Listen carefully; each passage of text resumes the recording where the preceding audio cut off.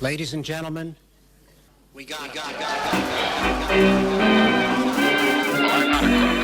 I've earned everything I've got. Yeah, good. Mr. Gorbachev. You didn't build that. Mr. Gorbachev. Yeah, good. Tear down this wall. Your favorite president? Tear down this wall. I can see Russia from my house. Pokemon go to the polls. Ask not Yeah, good. what your country. You did say well that. Welcome, everybody, to A Chicken in Every Pod. I'm your co-host, Kyle McCormick. And I'm your co-host, Lucia Fasano, or should we say, co-ghost. Oh, it's too spooky. It's almost October. Oh, Exactly. it's too spooky. It's too spooky, so we gotta go. It's scary. Yeah, this is now just a paranormal podcast. Right, yeah, we're going to make this about ghosts, ghouls, goblins, everything in between. Yeah, we're just gonna be like, I think it feels cold. Oh, did you feel that? And then we're gonna be like, play that back. I think it sounds like, help me. And you play it back and it's like, "Rrrr." There'll be a lot of, what was that? What was that? Oh. But you know what? We should do that for our next episode because today it's still September and we're here to talk about unionization in Hollywood. Now, what does that have to do with politics or U.S. history? No, nothing. Okay. Just kidding. It's deeply political and it's deeply tied in with American history. In fact, some of the most aggressive and frankly shameful periods of anti-communist and anti-labor organizing are intensely tied in with the history of the Hollywood labor movement. Wow. I guess, I grew up with my dad in the Writers Guild. Right. Which I always Ter's Guild. Yeah. What? I said right, and I said Ter's Guild. Okay, that's why you're not in the Writers Guild. I'm in the Wrongers Guild. Yeah, the Wrongers Guild. And, there were some benefits, like good health insurance, which, still isn't always great, but, It's something. it's much better than what I have now. Right.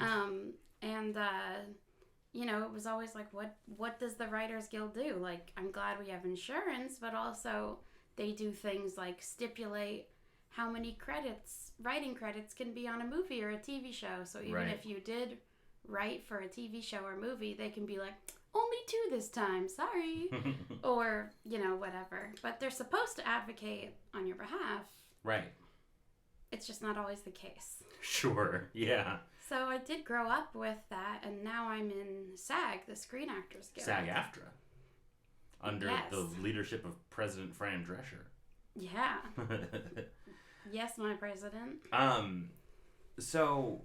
Talk about the nanny state. That makes me laugh a lot. So I'm thinking that I'll walk us through the history Okay. of Hollywood unions, and then you can talk to the people a little bit about why we're talking about this. Okay. That sound good? Because that'll bring us up to the present. Yeah. Right on. So, the oldest union still existing in entertainment is a little group we like to call IATSE. IATSE! The International Alliance of Theatrical Stage Employees was founded by vaudeville workers. That's why it sounds like IATSE! In 1893 on Broadway. Whoa. So it's been over 100 years in existence. And it focuses on what are called below-the-line employees, which are your everyday people that work on set. PAs, other kinds of Gaffers, PAs. my old gaffer. My old gaffer. I think a lot of gaffers are Teamsters. Oh, okay. But maybe they're also IATSE. Wardrobe. Yeah, but wardrobe, makeup, hair, people like that. People that basically keep the wheels turning. Although actually Teamsters literally keep the wheels turning because they're truckers also. Yes. IATSE is also affiliated with the AFL-CIO, which is the largest trade union affiliation group in the country, and also includes SAG-AFTRA and the American Federation of Teachers are also all AFL-CIO affiliates. So, IATSE is one of the first. Well, I don't know if it's the first, but it's the oldest still existing. Wow. And immediately, Hollywood starts to be kind of scared of this, of the idea that these vaudeville these freaks. vaudeville freaks, that these mimes and jugglers are going to get unionized. And so, in order to head off union movements, the president of MGM, Louis B. Mayer, he starts a club that he believes will be an alternative to unionization. It's a little club called the Academy of Motion Picture Arts and Sciences. And one of the things that the Academy of Motion Picture Arts and Sciences did in its early years, in order to demonstrate to lowly workers that they are part of the team and don't need to unionize, is they would hand out little gold statues. And this, of course, is still the Oscars, which is why it's called the Academy Awards. It's still given out by the Academy of Motion Picture Arts and Sciences. Hey, you don't need any money. You got statue. Melt it down! Melt it. It's only covered in gold. The inside is something else. Some of it can be a fake tooth for ya. This didn't work, of course. And in the 1930s, Hollywood was hit super hard by a union organization. Also, a lot of this information comes from a Teen Vogue article by Kim Kelly, who is a labor organizer and radical journalist. From Freaks and Geeks? From Freaks and Geeks, yeah. Wow. But I wanted to credit that because a lot of this information cool. comes out of there. Teen Vogue got very cool over the years. It did. It got pretty vogue. So in 1937, IATSE found itself at the center of a dispute between rival studio unions that erupted in a literal riot that was called Hollywood Black Friday. Shit. And the chaos of this riot and its ensuing protests would lead a decade later to a very famous and very influential anti-labor law from Congress called the Taft-Hartley Act, which prohibited wildcat strikes, which are strikes that are not planned or authorized by unions. So the West Virginia's teacher strikes a few years ago were wildcat strikes. Prohibits solidarity strikes, which is when a union or a group in one industry go on strike to support another in a different. It prohibited secondary boycotts, which are organized boycotts outside of an industry to support another boycott or strike. Mass picketing, which is what it sounds like. Closed shops, which are basically businesses that require union membership to join. And monetary donations by unions to federal political campaigns, and allowed states to enact right-to-work laws, which ban closed union shops. So when you and I were extras on Glee, Yes. the term Taft-Hartley was thrown around. Like, oh, you're going to... Yeah, that term is related to the unionization structure organized by the Taft-Hartley law, but it's not necessarily a direct thing with the anti-labor elements. Taft-Hartley helped set up the terms of union organization, or of union joining, that SAG, at the time just SAG, was recognizing. So, was that like, if you get If you enough background work, Then you can join SAG. you Which get was Taft-Hartleyed in? Exactly. Was the term. Oh, okay. It's a Taft-Hartley, if I remember correctly, was if you end up with a line on a thing from being an extra. Not You if you kinda like worked, me end did a up job and- having my face blown up and put on the walls of the hallway in Glee. Right, that didn't count. That gave me $15 extra. Right. And Charmin then Kinzelman. Sharman Kinzelman was my sort of anti-Semitic name because they put me on the walls like I was running for class treasurer during the Glee season where there was a big, like, class elections. Yeah. And Kyle has a scene where he is smirking at Santana. He didn't get paid extra for that. No. That was but just part of the job. basically, if you were an extra, you'd get minimum wage, but then you'd get paid extra if it went into overtime, right? Yeah, time and a half. Time and a half, and it would also get paid a little extra if you were kind of used physically in a scene. If an actor had to kind of touch you or kiss you or... Yeah, you get a stunt bump. Yeah, stunt bump. Yeah. So those are all union rules. But so, the Taft-Hartley law was not popular among unions, obviously. So the CIO, which would join up with the AFL to create the AFL-CIO. CIO is the Congress of Industrial Organizations. AFL is the American Federation of Labor. The CIO would campaign heavily for Harry S. Truman in 1948, based on a promise to repeal Taft-Hartley. Now, as we all know, Truman defeated Dewey in 1948, but he did not repeal Taft-Hartley. Opposition in the Senate was too high. It just wasn't a priority. We needed Dewey to come in. I don't think Dewey would have done it. Yeah, but if he got elected, he would have been so thankful. Like, okay, I don't I'll think do this- this for you guys. I don't think this is the case. This is a real left case for Trump argument. Hey man, we just gotta burn it all down and make something new. Yeah, that's right. Yeah, something worse. As the 1940s went on, of course, the Red Scare got worse and worse. And in Hollywood especially, but really all over the country, pro-union started to be used interchangeably with communist. So stupid. They were literally seen as basically the same. It's so funny because, like, unions are such an American thing. I mean, where did the idea of unions come from? Like, was it influenced by something? I mean the radical left for sure. No, but I mean like other countries, or it wasn't like a Russian thing. It wasn't a Russian import. A lot of the union movement grew out of England and Germany in the 19th century, which were some of the first countries to industrialize. And they were heavily influenced by a lot of left-wing literature about workers coming together. But the modern-day union movement did have a lot of, specifically American roots.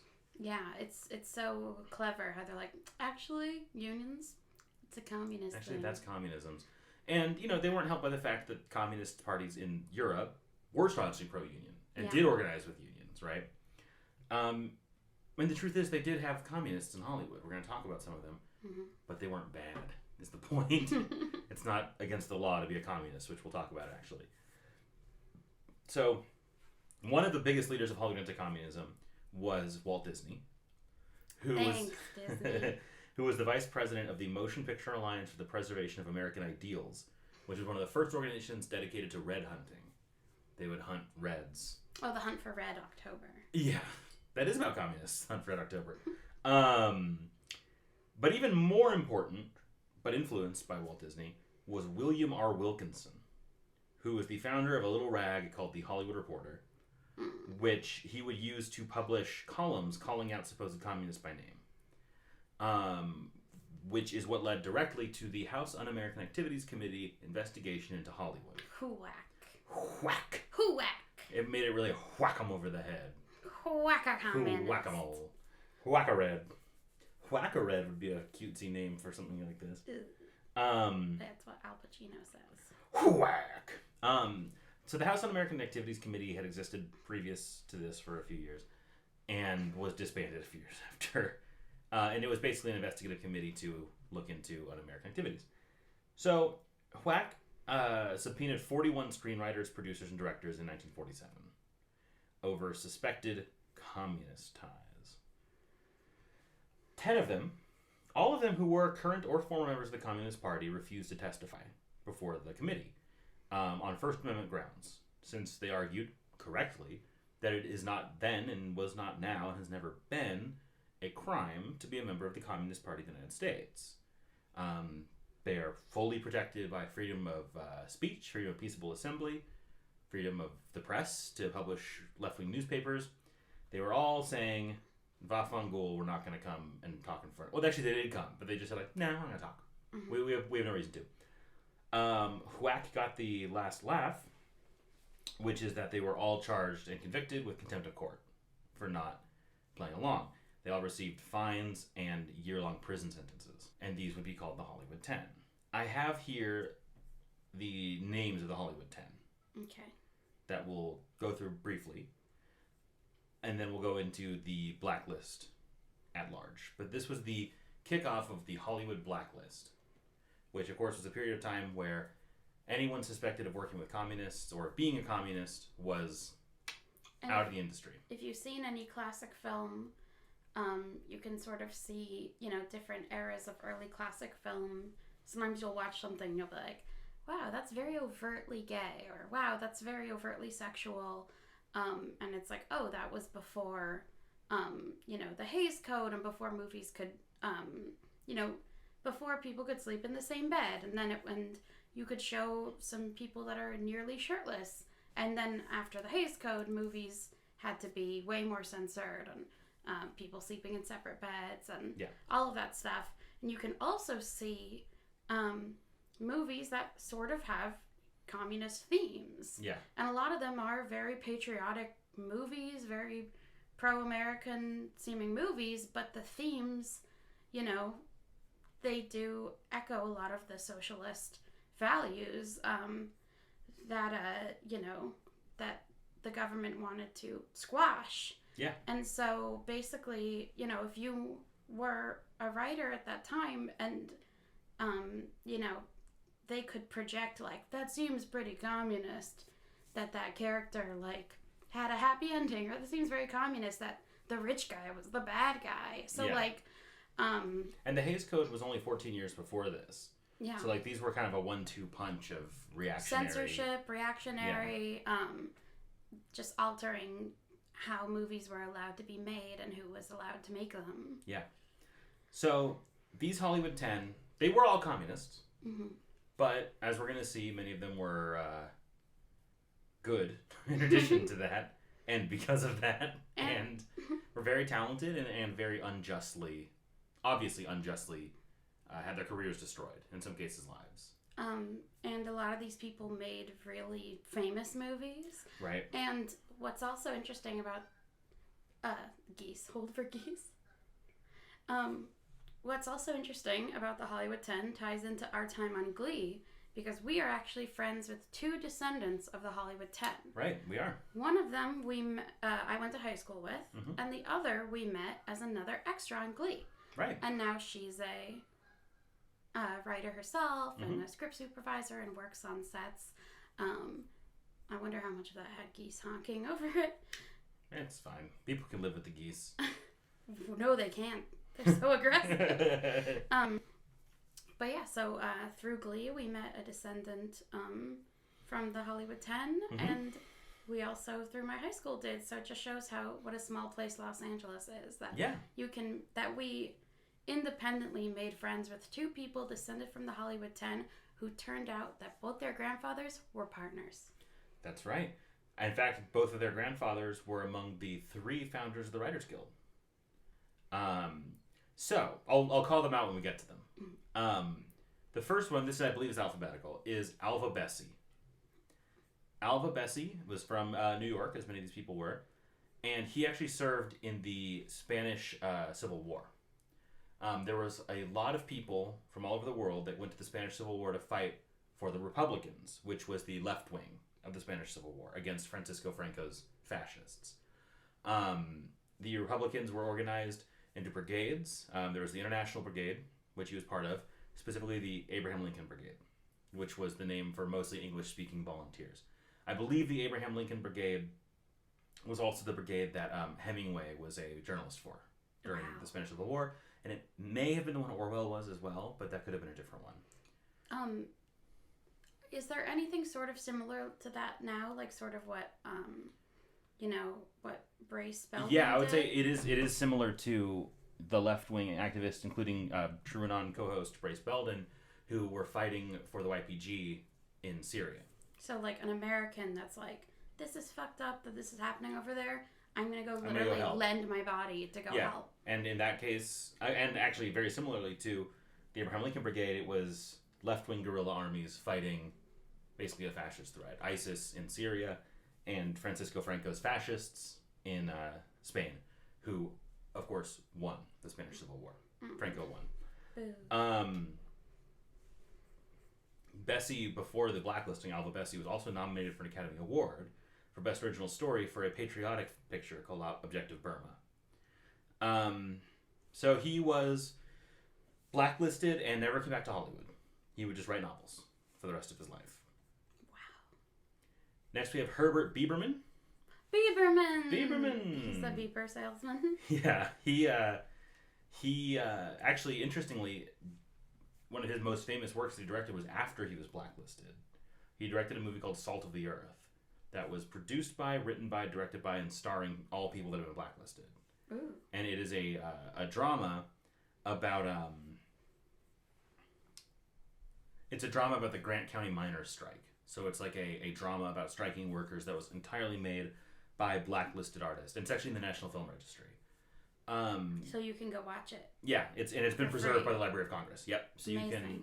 you can access it forever. Salt of the Earth? Salt of the Earth, 1954, by I believe directed by Herbert Biberman.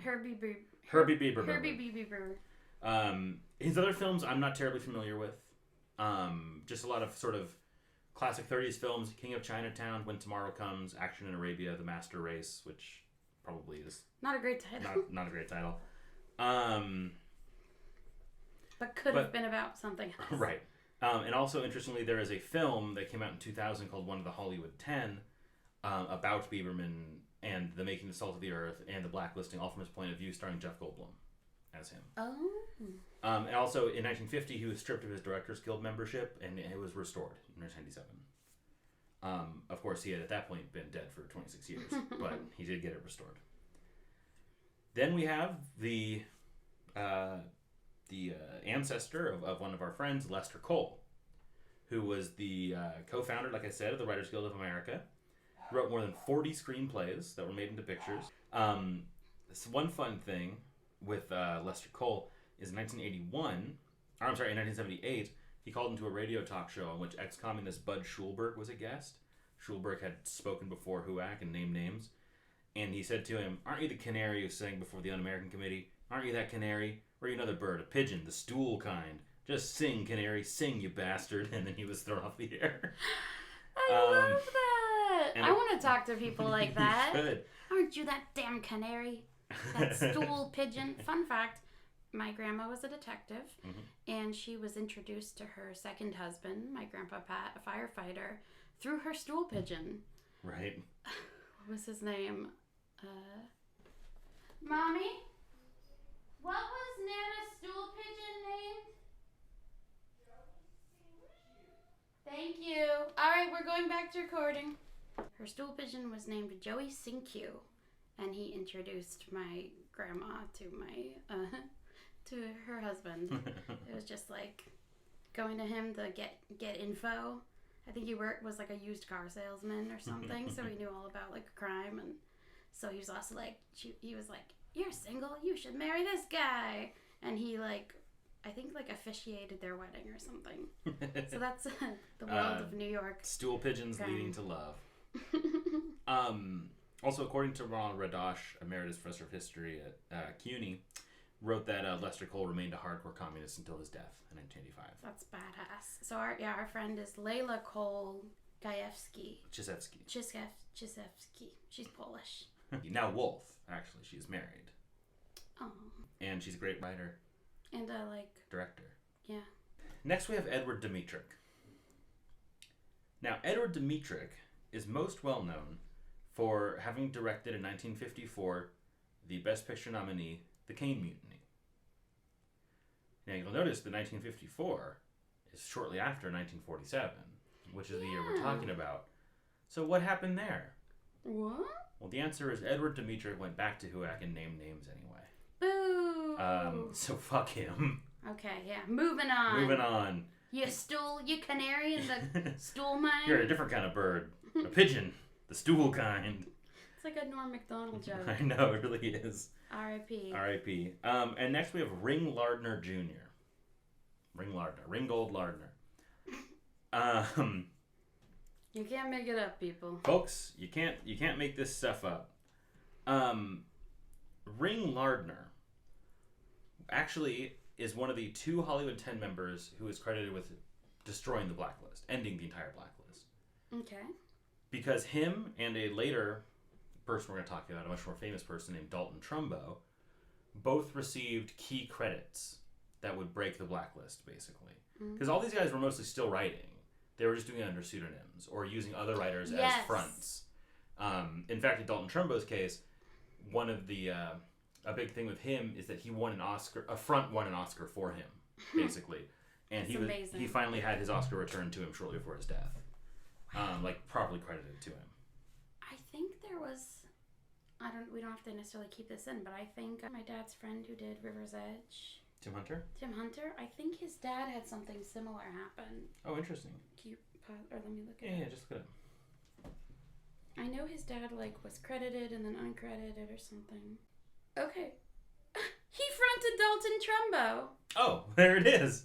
Oh my god. So keep it in the pocket. So a dear friend of the family, director Tim Hunter, who directed River's Edge, his dad was a screenwriter and kind of hilariously, he was the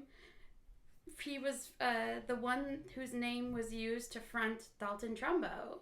And so, as the credited writer of Roman Holiday, yeah. a personal, favorite of mine, starring Atticus Finch and Right. and Audrey Hepburn, and then Hunter himself was later blacklisted. Makes sense. Also, these That's crazy. I want to say that is insane. And that's Small the world. Oscar that Trumbo We was. have 3 connections to the Hollywood Blacklist. That's insane. Just from living in LA. Yeah.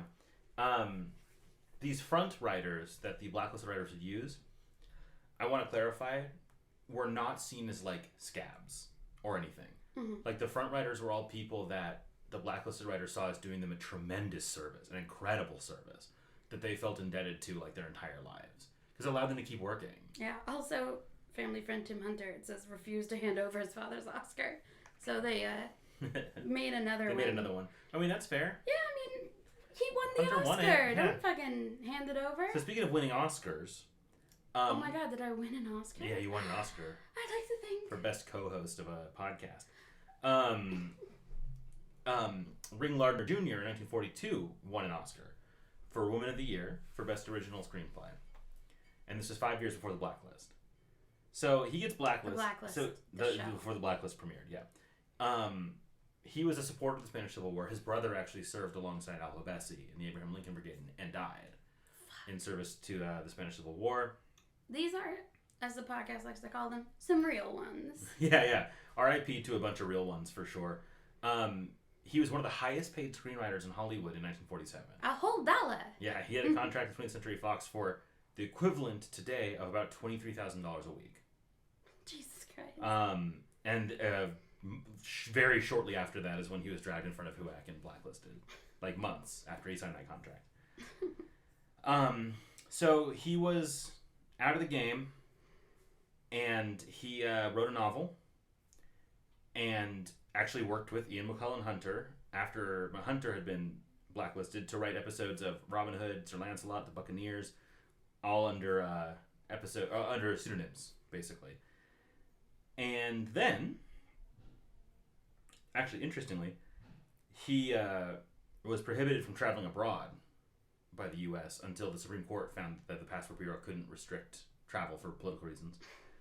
You might go make movies in other places. Oh no. So his blacklist was lifted when Norman Jewison gave him screen credit for writing The Cincinnati Kid in 1965 on screen credit. And the real killing blow of the blacklist was basically from Ring Lardner, when in 1970 he won his second Oscar for Best Adapted Screenplay for writing MASH, the movie that the show's based on. Oh.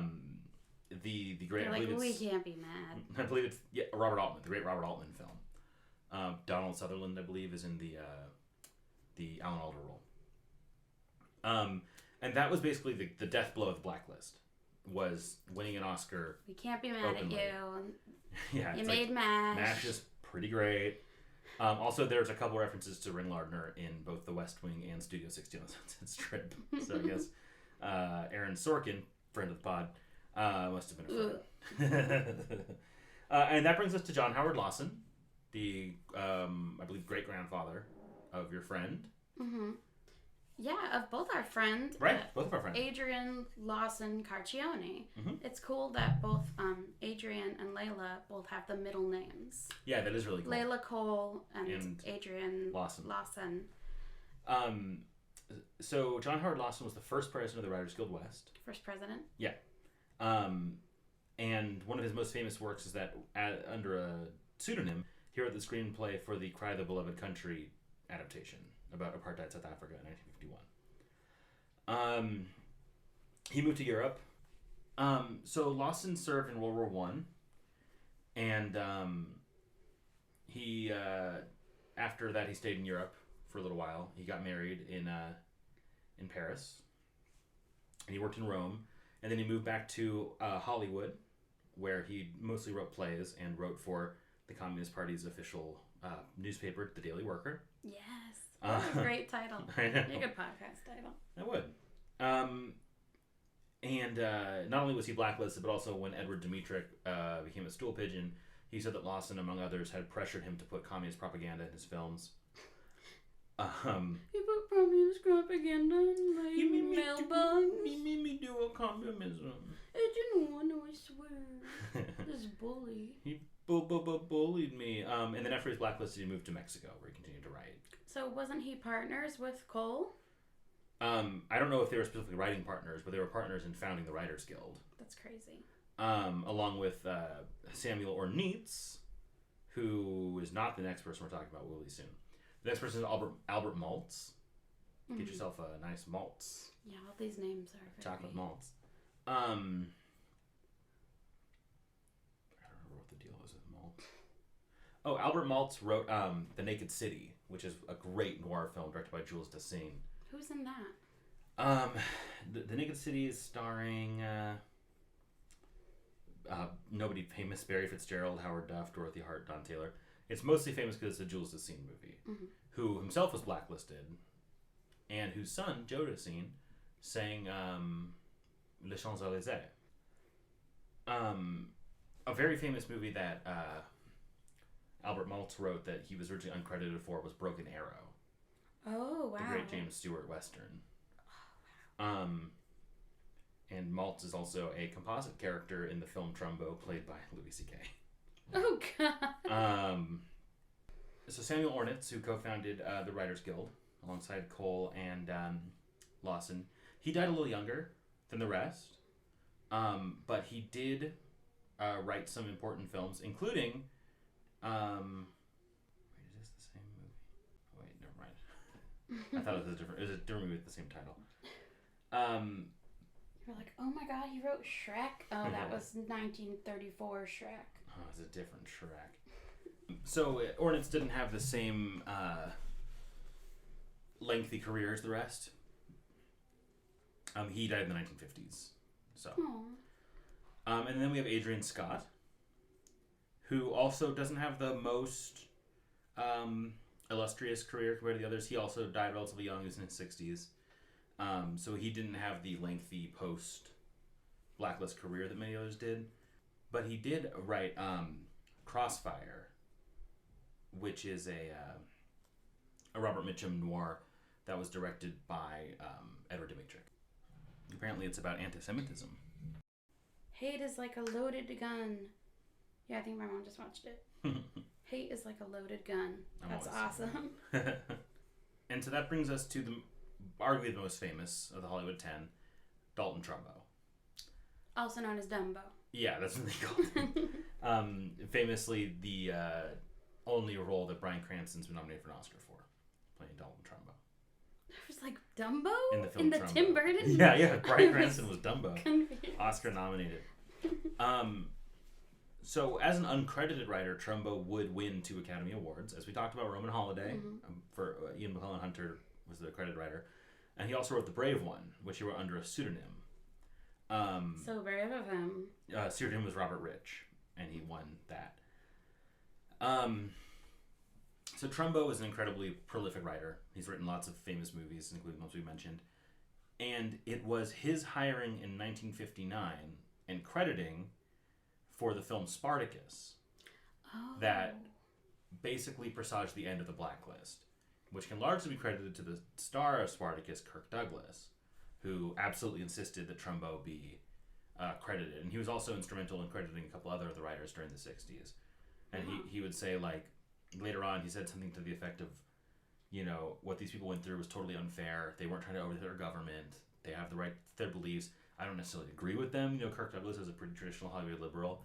He's like, I don't necessarily agree with them, but the idea that they shouldn't be allowed to work publicly despite their beliefs is totally un-American. Wow. So ironically, HUAC was the un-American one all along. Maybe that's what the name was. Maybe they were trying to communicate that. They're like, we're the House of We're Un-American. the Un-American Activities Committee in the House. Up in the House. We do the Un-American activities in the House. But so Trumbo is, I mean, Trumbo is a figure that I feel like could deserve an entire episode. What else did he do that was famous? Like, what other movies? Or I mean, he wrote The Brave One, which I mentioned, Spartacus, Exodus. Okay. He wrote and directed Johnny Got His Gun, which is incredibly famous, based on a novel about a soldier who I believe loses his arms and legs in battle. Jesus. And then it's about him basically just losing his mind. The great Metallica song "One" is inspired by that. He also wrote Papillon, the original Papillon.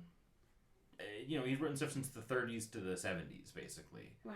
Incredibly prolific screenwriter, and a really fascinating guy. Really, really, really fascinating guy.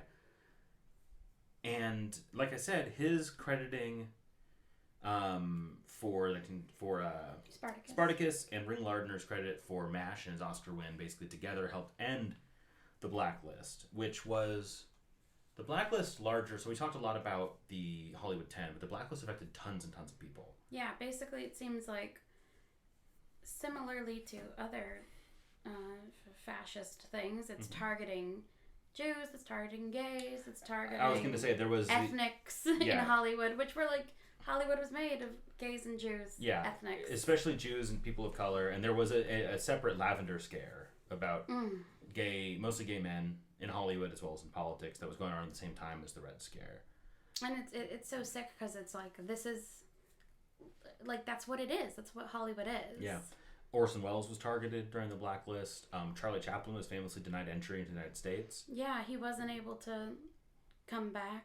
Yeah, he wasn't able to come back until much later. Yeah, he eventually came back in the 70s, I believe, to receive an honorary Oscar. Yeah, that's for how his work. the end of the film Chaplin. Right. One of my favorite movies is Robert Downey Jr. is so cute, and then he's in old age makeup at the end, like, I go for my Oscar. Spoiler. And the entertainment unions, especially SAG-AFTRA, DGA, and WGA, really did not acquit themselves well during this time period. They basically turned their back on their own members by agreeing to deny credit to communists. And this was largely because they didn't want to be targeted as communist unions by the government. They didn't want to be broken up or suppressed, which is an understandable motivation, but they still failed at their basic job, which is to prevent stuff like this from happening to their members. A lot of comedians were targeted. Like, what's so funny, clown? Right. What are you joking about? Our government? Right. Some serious government?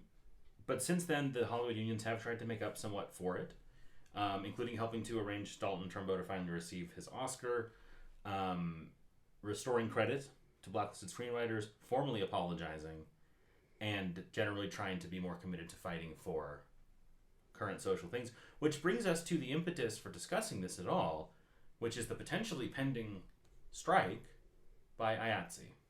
Can you say that again in a sec? Because I wanted to read the Zero Mostel quotes that I love.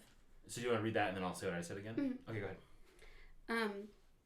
One of my favorite quotes, because there are a lot of transcripts of different actors and screenwriters and whatever being, interrogated by the HUAC committee. So I love this one with Zero Mostel. In 1955, he, had to come before them. He was a comedian. He was in Fiddler on the Roof on Broadway, and maybe in the movie. I haven't seen the movie. Not the movie. On Broadway, originated that role, I think. Mm-hmm. The If I Were a Rich Man. So just amazing. You can watch it on YouTube. Just a funny thing happened with the Forum. And he was the co-star of The Producers. Right. So if you're a fan of any version of The Producers, watch, the original one, because Zero Mostel is an amazing actor. So I'm just going to read. We can keep her, So this is how the questioner was talking to people. You are in a great field of entertainment of the American public. From now on, why don't you get far removed from groups that are known to be communist-dominated or communist-controlled? Why don't you get so far away from them that the American public will never have any possible claim to think you ever were or ever in the future are a member of the Communist Party? Mostel said, My dear friend, I believe in the antiquated idea that a man works in his profession according to his ability rather than his political beliefs. When I entertain, my political beliefs are not spouted. As a matter of fact, I'm casual about my political beliefs, which I wouldn't tell anybody unless you are my friend and you are in my house. The questioner, I'm not asking about your political beliefs. He goes, My dear friend, I believe in the idea that a human being should go on the stage and entertain to the best of his ability and whatever he wants to say, because we live, I hope, in an atmosphere of freedom in this country. The questioner: That's right, and we will fight for your right to think as you please and be as you please and do as you please, provided you do it within the four corners of the Constitution. Don't you think it is our duty as a great entertainer to at least find out hereafter where the money you help raise is going to some subversive cause against the constitutional form of government in our nation? And Zero Mostel says, I appreciate your opinion very much. I still stand on my grounds, and maybe it is unwise and unpolitic for me to say this. What if I did an imitation of a butterfly at rest? There's no crime in making anybody laugh. Questioner: If your interpretation of a butterfly at rest brought any money into the coffers of the Communist Party, you contributed directly to the propaganda effort of the Communist Party. Now that is where it is important. Mostel: Suppose I had the urge to do the butterfly at rest somewhere. Questioner: Yes, but please, when you have the urge, don't have the urge to put the butterfly at rest by putting some money in the Communist Party coffers as a result of that urge to put the butterfly at rest. Put the bug to rest somewhere else next time. That's awesome. And Zero Mostel was indeed blacklisted. Amazing. And he was hugely respected by the other blacklisted people, not just because he didn't name names, but because of this conversation. Because he actually directly challenged HUAC on ideological grounds during the hearings. And later he would refer to 20th Century Fox as 18th Century Fox for being so reactionary and supporting the blacklist. Let's bring that back. Yeah. And he also said, what do they think I was going to do? Sell acting secrets to the Russians? As an artist and comedian myself, that resonates so much with me. Even though I am a political person, but it's like what he's saying has so much more depth, and just the fact that it's going over that guy's head. Yeah. It's just. It's beautiful. It's truly beautiful. Zero Mostel rules. 18th Century Fox. 18th Century Fox. Burn. Also, check out Fiddler on the Roof. Yeah, it's great. It's an incredible work of art. And all of that brings us to why we're here talking about this today, which is the potentially oncoming strike by IATSE, the International Alliance of Theatrical Stage Employees, who we started off talking about. So, Luch, do you want to tell us a little bit about what's going on? Yeah, because I'm really excited, and I think that... And as a member of a union in solidarity with IATSE right now, this could directly affect you as well. Yeah, we might, we could go on strike too, we could, I don't know, but I think it's very telling as to what the climate is like, that similarly to the blacklist, my fear, and what my mom, who used to be a screenwriter, would say to me was like, oh, don't post about it publicly. Don't support, I'm glad they're doing it, but be careful. And that mindset of I can't stand in solidarity. I can't share, I can't publicly agree, because what if I don't get work? What if I don't get an audition? Whatever. And that's the kind of cult of secrecy and fear that protects big business, protects these people from taking advantage of us, and and keeps us from speaking out. So basically, the pandemic put strain on the film and TV industry in a way that they basically didn't stop filming. They basically didn't stop all the behind the scenes stuff. Basically, even when Hollywood, even when they went on pause or did Saturday Night Live over Zoom, all the crew, all the IATSE members were still working their asses off. Mm-hmm. Whether it was scheduling things, whether it was, building shit, moving shit around, they still didn't get a break. And similarly to how I feel in general about the state of the nation, us having a global pandemic and we still don't have Medicare for all. Right. And it's people already were dying. People already were having incredible hospital bills, and now it's even worse. And so that's sort of how Hollywood has been, where for decades, things have just been getting worse for people that work in Hollywood, specifically below the line people. And the pandemic was sort of making it a powder keg, because you have all these people in a pandemic working 14 plus hour days, having to wear their masks, contracting COVID, having to, not see their friends and family for even longer than usual because Right. they had to quarantine. So that made everything worse. And basically, IATSE right now has been working on negotiations with the Organization of Producers. I don't remember what they're called. You know what? They're bosses. Yeah. Fuck them. The bosses, the man. Yeah. And basically the negotiations kept kind of getting put on hold because of the pandemic. And then basically they were like, all right, here we go. And basically none of the needs or demands of IATSE were accounted for. And a lot of those had to do with, people being underpaid and their wages being ridiculous. Even if people got higher wages, then their hours would get cut, or they'd get replaced with people that can work crazy hours, whatever. Right. And then the other aspect was, the one aspect was the wages, the other aspect were the hours, which basically both those things being terrible equals a really dangerous situation for employees. Mm-hmm.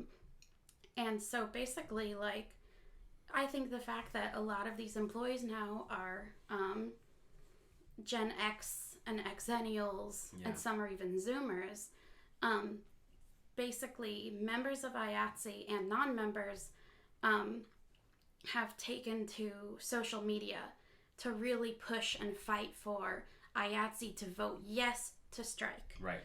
So basically through only social media, this movement has really spread. You can follow on Instagram at IA_stories. Mm-hmm. And people are sharing their personal anecdotes about what it's like to work on set. And major celebrities have come out in support. Major directors and producers, even ones that have turned out to be abusive, Right. have come out in support of this. But, it's still majorly a social media campaign because all the media companies, all the news organizations are owned by the companies that IATSE is fighting against and fighting Right. for their basic rights. Right. So you don't see that on the news, or if you do, you are not seeing some of these stories.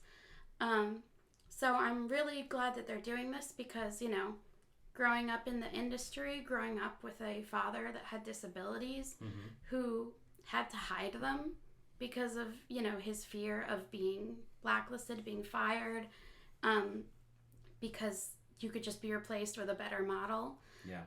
Having to work insane hours. He had a heart problem and he was working insane hours on directing a movie in Canada, and he was drinking coffee for the first time ever, and it made his heart worse. Yeah. So it's just and that's just and still a very privileged person. So I grew up seeing this. I grew up having friends who work in special effects, friends who family that are crew and photographers and whatever. Mm-hmm. And everyone's been afraid to speak out. So I'm just really happy about this. And almost a little shocked, even though I've seen so much abuse. And I personally have worked on sets just in the last couple of years where I've been denied water for hours, not a bathroom break for hours, and that was still being treated very well. But everything is put on hold for the need of the show, and it's kind of intoxicating. If you love film and TV, you are so grateful to be working there. Mm-hmm. You're like, I will do anything to work on a set because it's so exciting. Yeah. And for the first couple of years, you can handle being beaten down, you can handle the ridiculous hours, but people are finally realizing this is a psychosis. I'm in an abusive relationship with my career. Yeah. And so it's an amazing movement. I really hope that even if the strike isn't voted yes on, I want them to keep pushing and fighting. And there are so many. I'll just sort of summarize some of the important anecdotes. Mm-hmm. And it's great because you have a lot of people in the industry that have been following the @IA Stories page. There have been logos like "Let us sleep, let us get rest." Yeah.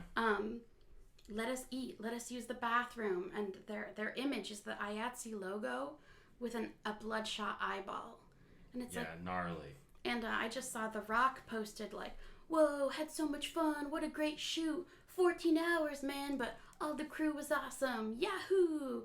And that kind of mentality is just sort of glorifying that these people are working ungodly hours, usually for minimum wage. Don't take good job or you're awesome in lieu of having your rights respected, in lieu of getting what you need. Exactly. It's never worth it to be a part of the team to that extent. Yeah. So one aspect is this idea that these huge conglomerates, these huge businesses don't have money to properly pay their employees for their work.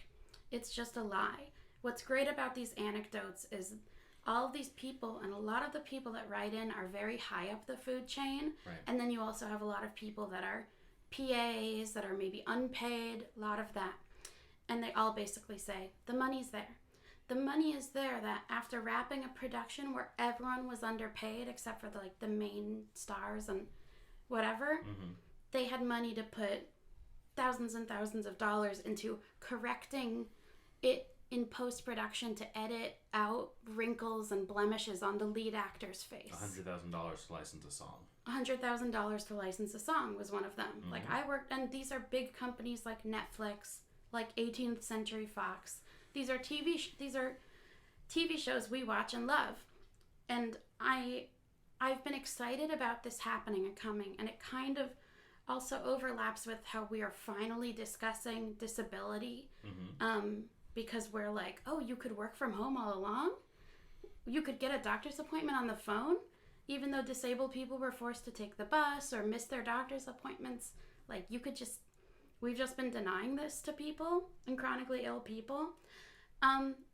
It's like that's a conversation that's happening. Yeah. And so we are seeing that now more so with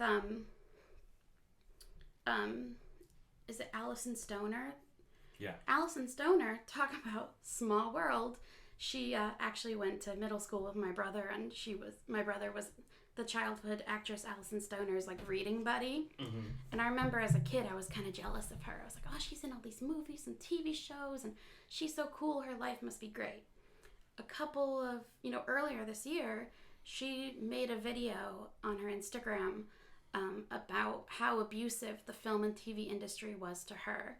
And talked about the toddler to train wreck pipeline. Right. And this ties in with all the other abuses of little kids, like the abuses of Britney Spears, abuses of Nickelodeon kids that aren't talked about. And she basically said I think she said this in her video, and she was denied access to mental health care. She was told to not eat anything, all this stuff. Yeah. And now she's an advocate and works in mental health. And when I watched this video, my mind was blown because I looked up to her so much, and I knew this stuff happens. That's why I didn't go and work in Hollywood as much as a kid. I did it a little. And I was a little cute brunette. Yeah. But so to hear her say this, and she ends her video saying we go to Whole Foods and we look for ethically sourced food. We look for organic, free-range eggs. We look for meat that doesn't have corn, whatever. Why don't we have ethically sourced media and art and entertainment? Yeah. How come there's not a way to, the way PETA will say or whatever, no animals were harmed in the filming of this movie, or the Humane Society? Yeah. Why isn't there that for crew? Yeah, how come you actors? don't know if you're going to watch your politically liberal, oh, Orange is the New Black, wow, it's so progressive. But you don't know if the people making it were treated like shit, and they almost definitely were. Yeah. So anyway, I feel like all of these things are sort of converging, and the fact that the Me Too movement was so necessary, and I remember when Me Too happened, I was like, wow, now can we also talk about how abusive these people are to people in Hollywood in general. Like, not just the sexual abuse is so important to talk about. Of course, yeah. But it's like, you know, who was the guy recently that was like throwing shit at people and yelling that was talked about? Yeah, Scott Rudin. Scott Rudin. The inspiration for Tom Cruise in Tropic Thunder. In Tropic Thunder. Yeah, it's like, but people go to film school and they're told that it's okay for a guy to scream at you and throw shit at you if he's brilliant. Right. We're told Alfred Hitchcock's a genius, even though he terrorized people. We're told Stanley Kubrick's a genius, and you internalize that part of making a good movie or TV show is abuse. Right. And it, like an abusive boyfriend. And you don't need that at all.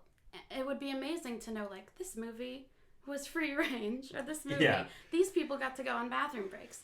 So, yeah. Free range employees. Free range employees. So, yeah, one big aspect of these testimonials from IATSE members is, you know, they say there isn't money to pay us. We're getting drastically underpaid, but the money is there. Yeah. It really is there. They're like, it was my job as a PA to deliver Rolex watches to all the producers in the building.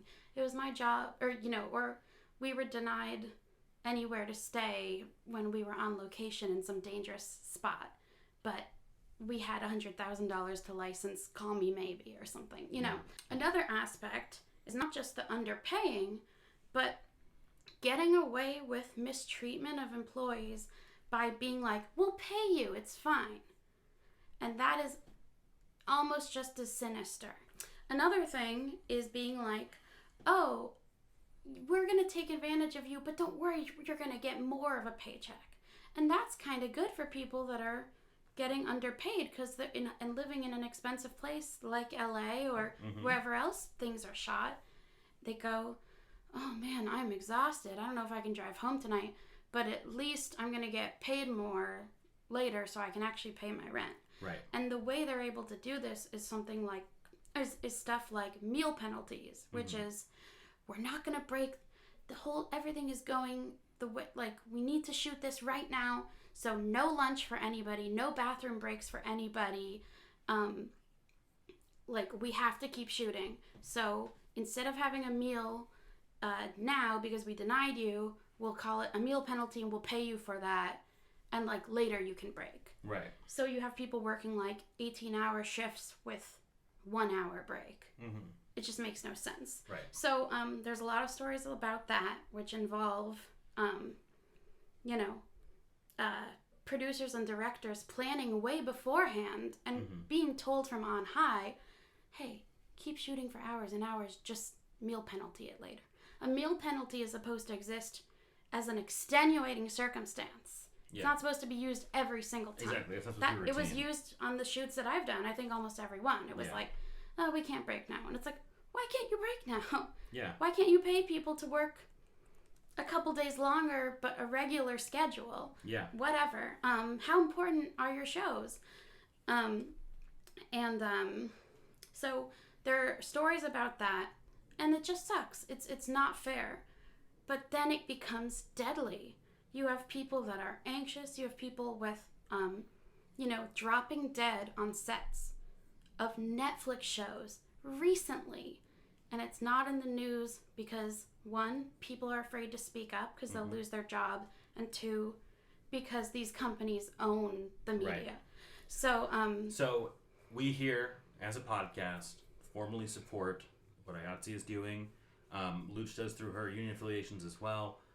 We both do personally, and I think we would both encourage IATSE members to vote yes on the strike. I think that it's important to show Hollywood who makes these productions that we all love. And if you're a consumer of media, I want you to ask questions. Like when a show is coming out or whatever, say like, basically, was this ethically Be as mindful filmed? About it as you would about food you would feed your child. Yeah, about like, are people getting bathroom breaks to change their tampons? Whatever, you know, are people having heart attacks on set? Right. So, thank you so much for listening. And Solidarity forever. Solidarity forever. And which side are you on? And good night. And good luck. Which was... I'm trying to drink my water. Okay. God, I bet that sounds awful on the recording. Slurp. Making noise is fine. Just make sure it's not when I'm talking so we can edit it out cleanly. I'm not. No, when you first were slurping. It's like I was mid-sentence and you're like, I'm trying to get my water open. Are you finished? Are you?